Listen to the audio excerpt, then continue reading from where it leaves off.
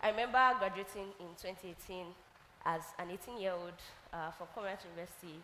I studied economics and I left my parents' home to teach in a rural community. I had the opportunity to work in a leading finance firm in Lagos, Nigeria, and I also had the opportunity to get a master's scholarship to further my economics degree at Commerce University. But I turned it down, left my parents' home in Lagos, and moved to Ota, Ogun State, to teach in a school, in a public primary school. And the first day I got into my classroom, I saw 74 children in my class, and I was very scared.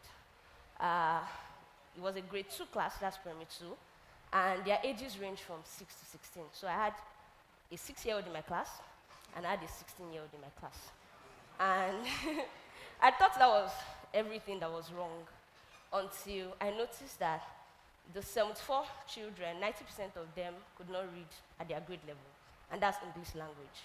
And that was not far-fetched because they didn't have access to quality learning materials and books that they would use to learn. But the funny thing was that their teachers were teaching them English language in Yoruba.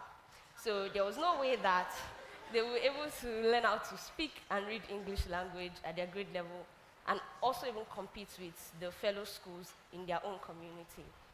And I stayed in the community for 2 extra years, immersing myself and wondering what it feels like to be raised in this community as a child and how every single day looks like for these 74 children that were in my classroom. And after 2 years of being there, I was thinking that, okay, everybody's talking about tech now, so maybe tech would be a good leveler, right?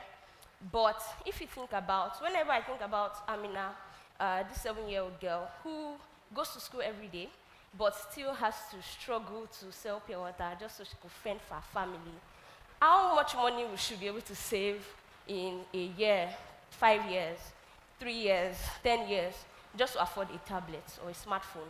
Or how much would our mom, who cannot even afford to feed her for twice a day, be able to afford to get her a phone just so that she could learn using tech? And so I came together with some of my friends, and we decided that we were going to use a comic to reach this kid.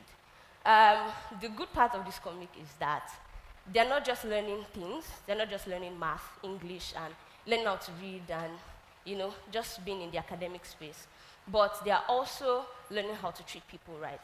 They're also learning how to be kind, how to own their stories and own their voices and create change in their own community. And the most amazing part about this comic that we're all working on is that they are not checking their stories. So when I got into my classroom, the children that I served in my classroom could not read, and I wanted to solve that problem. So I got a friend, an educator in the US, and she sent in some storybooks for the children that I work with. But then when the storybooks came, they created another problem for us. My kids will read those books, and after they're done reading the book, it was time to practice the activity that was there. And when it was time to practice, they would say, oh, Mr. Amde, of course in Yoruba, Mr. Amde, we can't do this because this is Tom. Tom is a white child. And so they believed that Tom was superior because he had some privilege as a white person. And so with this comic, my kids are not seeing Tom anymore. They're not seeing a white child.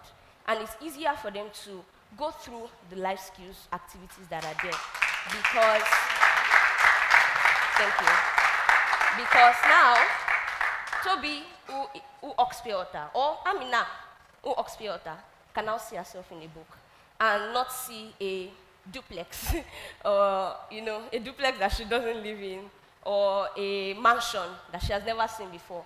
But she can now see her own environment. I face me, I face you, the cats in their community, the goats in their community. And she can now see her name in a book, and see her name in a nice comic, just like this, and see Ojore Market, and see Abeokuta Street, and see places where they live in, names, their friends, and the environment that they identify in. And so with this, these children are not just, we're not just telling their stories to the world, right? We're not just showing everybody what the African community and African culture looks like, but they also feel seen and they also feel heard. And it's now easier for children in low-income communities when they're not able to access technology. They can now learn life skills. And one thing that motivates me to keep doing the work that I do is this quote by Dr. Martin Luther King Jr. that says that the future of education is to teach one to think intensively and to think critically. Intelligence plus character, that's the goal of true education. And I'm sure we all know that if everybody, that's an assumption, but if everybody in Nigeria were all educated, then the social vices that we face right now would be reduced to a large extent, right? And so if children in low-income communities, I'm sure most of the crises that we see going on at maybe Oshodi Bridge or most of all these bridges, we say these people are Agberis and all of that.